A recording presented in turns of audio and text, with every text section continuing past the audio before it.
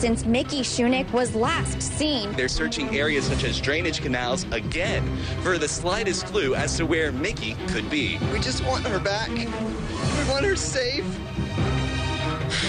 We want her friend. She left here at this house around 2 in the morning and was on her way home. We started calling around to all of her friends, and she was supposed to have been home, and no one had heard from her. There is no indication either way whether foul play is involved. It's such a large area. It's very wide scope for us to look at. Something's clearly unusual with the circumstances. We've exhausted every possible place she could be or any reasonable explanation for her missing, and there isn't one. A beautiful college student vanishes into thin air. Tonight, the family understandably frantic and raising questions about the investigation. Michaela Shunick, known as Mickey to her family, was at a friend's house Friday night. She left late at about 2 in the morning and decided to bike home. It was a 4-mile bicycle ride, and it was the last anyone saw of her. She somehow vanished during that journey home. This happened in Lafayette, Louisiana, where Mickey grew up. She's an anthropology major at the University of Louisiana at Lafayette, and she rode her bike all the time. That morning, Saturday morning, Mickey's family gathered for her brother's high school graduation, but Mickey didn't show up. Her family immediately began to search for her, knowing Mickey would never intentionally skip her brother's graduation. Now, Tuesday night, and still no sign of this beautiful young woman. Tonight, the FBI is involved as hundreds of volunteers scour the area for any trace of Mickey. Her family and friends, understandably distraught. I don't think you realize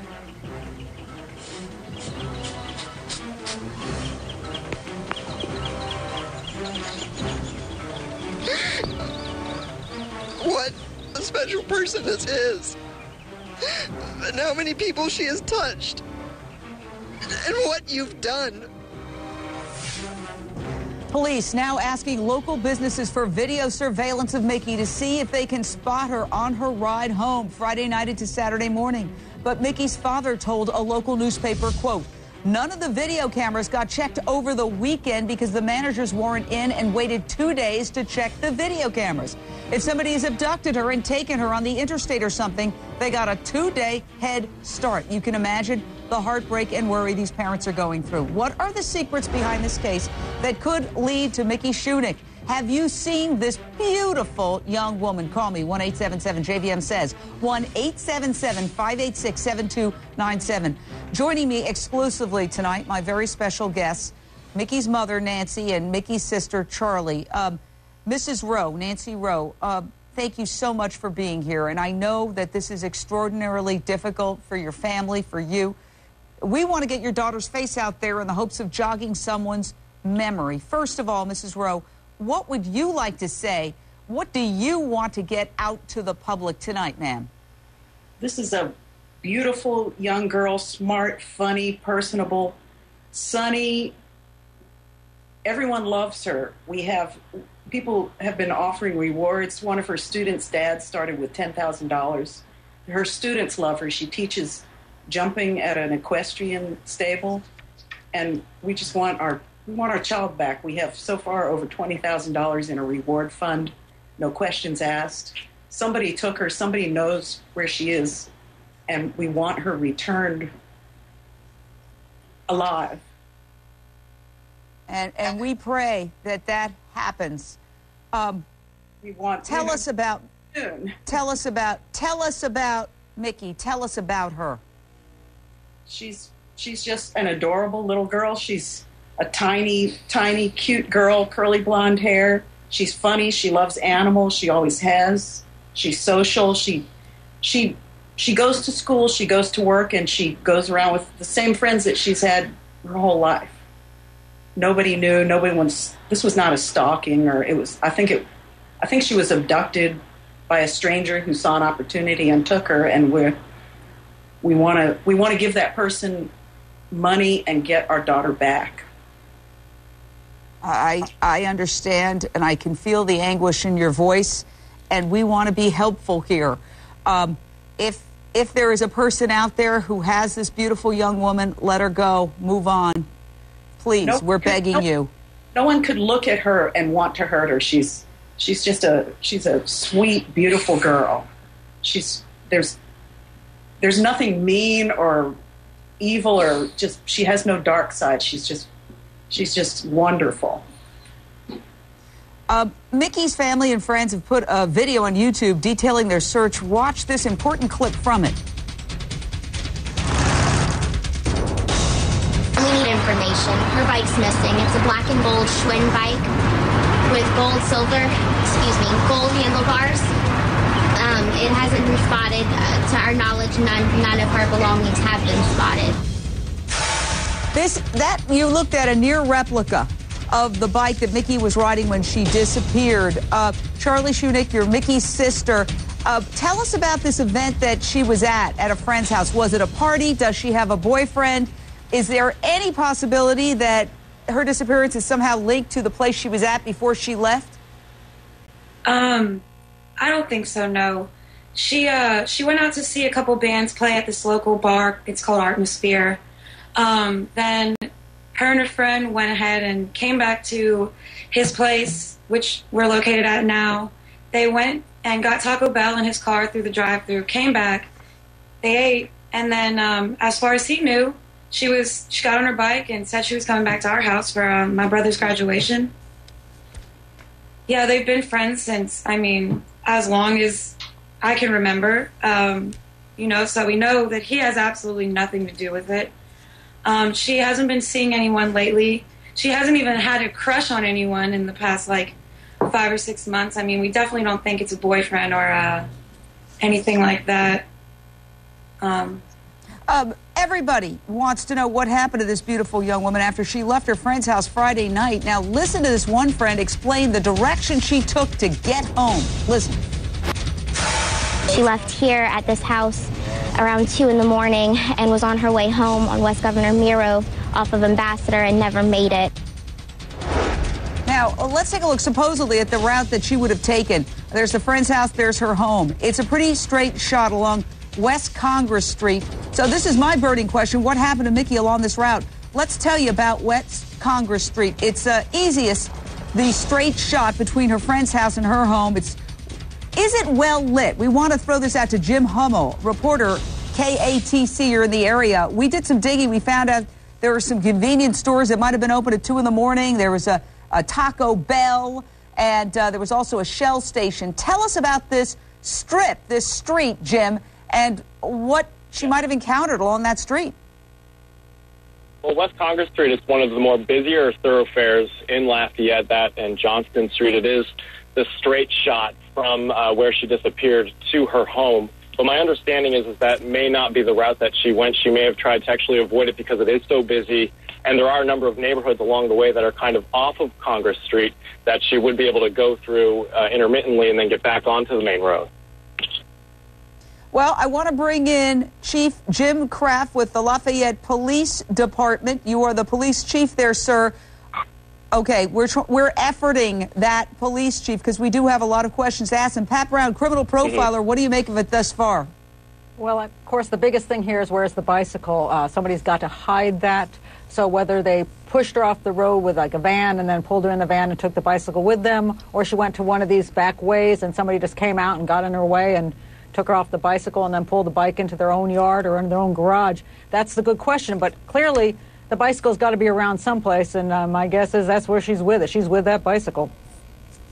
Yeah, we have also some information about the cell phone. Her cell phone has been switched off since Saturday morning. And so we would like to know, were police able to trace any of the pings, which could give us an indication of where she went. We're just getting started. We've got a whole bunch of experts, as well as the family of this beautiful missing Mickey Schunick we're talking to exclusively. More on the other side. It's now Tuesday evening. Still no sign of her. Straight out to the chief, the Lafayette police chief, Jim Kraft. Now, Chief, I understand that authorities have said they're treating this as a missing persons case, but clearly I think it smacks of foul play. The family thinks it smacks of foul play. I mean, a beautiful young woman doesn't just choose to vanish by biking into the dead of night. Well, it's been filed with our department as a missing persons case, and we haven't ruled out that foul play may be involved. We certainly hope not. We certainly hope that she will be found safe, alive and safe. But it doesn't change our approach as to how we investigate the case, whether foul play is involved or not. Well, this happened in a major metropolitan area. The Lafayette police say, and you're speaking for them, obviously, Chief, that you haven't been able to find her. My question is, let's listen to this soundbite and ask if you have any clues on the other side. Let's listen first.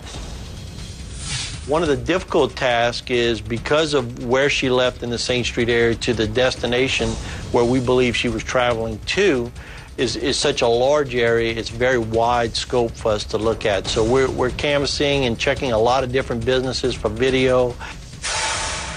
All right, so I understand you're now checking businesses for video. I have to say, Chief, that Mickey's father has been somewhat critical, saying that he felt police waited too long to get started. He said, quote, none of the video cameras got checked over the weekend because the managers weren't in and waited 2 days to check the video cameras. If somebody has abducted her and taken her on the interstate or something, they got a 2-day head start. Chief, I want to give you a chance to respond to that. Well, the timeline of events is that she was reported missing some 16 hours after she most likely disappeared. Once she was reported missing, we followed our standard protocol. There's a myth that you have to wait 24 hours. That's not true. She was immediately entered into the national database as a missing person. Patrol officers were given her description and a description of her bicycle and began conducting searches. That was done throughout Saturday night. On Sunday morning, we called out an investigative team to begin looking for her and checking businesses. And for the businesses that were open, we were able to look at video. So there's a lot of misinformation with people, have bits and pieces of information being put out there. But, we have a timeline of events, and the department has responded with, I guess right now, for a city our size, we're only a department of about 260 officers. All right. We probably have 40 officers working full-time on this investigation. We've called in Thank you, Chief. Surrounding agencies. Stand by for 1 second. State police and Mark Eiglarsh, criminal defense attorney, former prosecutor. What do you make of it? Well, I have no reason to believe that he's not doing everything he can. The question is, could they devote more resources from elsewhere? Could more people come in? They've got 40 officers working on this. Maybe it takes 80.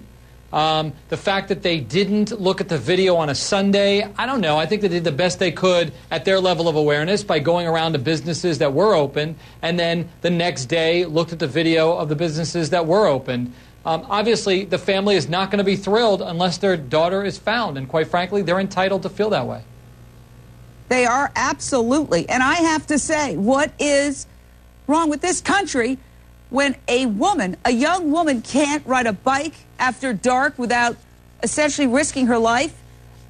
There's something wrong with that. It's a culture of fear and a climate of fear, and we need to look at that. That is a big picture issue that we need to look at. But right now, we are solely focused on finding this beautiful young woman, finding what happened to her, and giving this family so many answers that they desperately need. Hang on. More on the other side. Unusual with the circumstances. Mickey doesn't stay at other people's houses. Mickey doesn't have boyfriends. Mickey doesn't have people that are mad at her. The usual suspects here aren't really going on. She really would have just been going home. Mickey Shunick disappeared. Riding home on her bike Friday night into Saturday morning from a friend's house. This happening Lafayette, Louisiana. Want to go out to J. Wendell Gordon, criminal defense attorney. Here's the problem. They've got 40 officers searching the area, but this happened near an interstate. We live in an age of cars. She could be anywhere. Yeah, that's true. I mean, they're covering a whole lot of territory, but I agree with the other criminal defense attorney that the Lafayette Police Department appear to be doing everything they can. And I understand the angst of the family trying to get their daughter home. In fact, I feel some kind of way about her being missing, especially this time she missed her brother's graduation. So, you know, everybody's touched by this, and I feel the same way. My heart goes out to that family. Oh, my gosh. I want to go back to the family, Nancy Rowe and Charlie Shunick, the mother and sister of this missing young woman. Tell us about the cell phone. We understand that her cell phone has been switched off since Saturday morning. What do you know? I got up in the morning and she wasn't home. I was surprised because she always calls if she's going to stay at a friend's house or not be home. She always calls. So I called her and it went right to voicemail, and I called her a few more times during the day and it went right to voicemail, and I texted her a few times. And then, of course, we were excited about the graduation and there was a lot of activity and we went. And then we got home and she still wasn't home. So then I started calling around to all her friends and they called around, and I called the police and said, what should I do? And he said, well, call some of her friends again, which we did. And then I called back and I said, it's time to file a missing persons report because she's missing and nobody knows where she is. And so there's something is wrong. She's a regular person with regular habits. She keeps a regular schedule. When she says she'll be someplace at a certain time, she is there at that time. Have police told you anything about the pings? Because they can track pings from a cell phone. No, they've asked her friends to stop trying to call her because it's interfering with their equipment. But so far, I don't know that there's anything. I don't think they would tell us very much. They want to find a conclusion before they let us go spreading around rumors and Pat Brown, I just want to bring in our criminal profiler, Pat, near an interstate. Well, it makes it extremely difficult, but it's probably not that she's been necessarily pulled onto an interstate. Mostly we're talking about somebody probably very local, since she was on local streets. They really need to get out to the community and ask do they know, some psychopathic person who was out there at that exact time of night, who had a place they could pull her into or pull the bicycle into. They may have to check, I'm sure they've been checking all the shrubbery to make sure the bicycle isn't just somewhere out there lying about, which is also possible they just simply missed it. And Mark, also, any change in behavior by a neighbor? Sure. And let's just hope, now that the family has this reward money there, that those who are motivated by money might come